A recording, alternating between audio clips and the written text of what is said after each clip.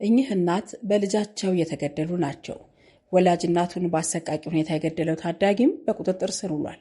እናቱን አርዶ አንገቷን በማዳበሪያ ከቶ ለየብቻው በማስቀመጥ ቤት ቆልፎ የተሰወረው ወጣት በቁጥጥር ስር ውሏል። በአየር ጤና ቀበሌ በደብረ ብርሃን ውስጥ ይህንን አሰቃቂ ግድያ ፈጽሞ የተሰወረው ይህ ወጣት የተገኘውና በፖሊስ ቁጥጥር ስር የዋለው ፖሊስ ከአካባቢው ነዋሪዎች በደረሰው ጥቆማ መሰረት ባደረገው ክትትልና ፍተሻ ሲሆን ሟች እናት በልጇ ተገላ ተገኝታለች።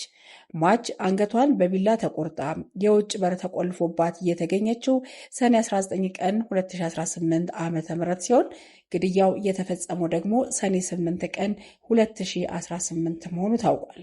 ገዳይ ያለምንም ርኅራኄ እናቱን ከገደለ በኋላ አክስቱ ቤት ተደብቆ ግድያውን ከፈጸመበት ቢላ ጋር በቁጥጥር ስር ውሎ ምርመራ የተከናወነበት ሲሆን የደብረ ብርሃን ፖሊስ መምሪያም ይህንኑ አስታውቋል። እንዲህ አይነት ወንጀሎች ከሀገር አልፎ በባህር ማዶ ጭምር በዓለም አቀፍ ደረጃ ከጊዜ ወደ ጊዜ እየጨመረ መምጣቱን የተለያዩ መረጃዎች ይጠቁማሉ።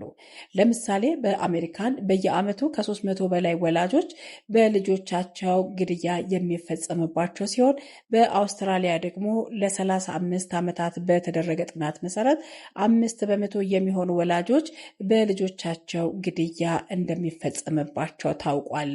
በተለይም እንዲህ አይነት ወንጀሎች እንዳይፈጸሙ በልጆች አስተዳደግ ላይ ትልቅ ሚና ወላጆችና የአካባቢው ማህበረሰብ የቤተ እምነት አባቶችም ጭምር ታላቅ ሚናቸውን ሊወጡ እንደሚገባ እያሳሰቡም ይገኛሉ።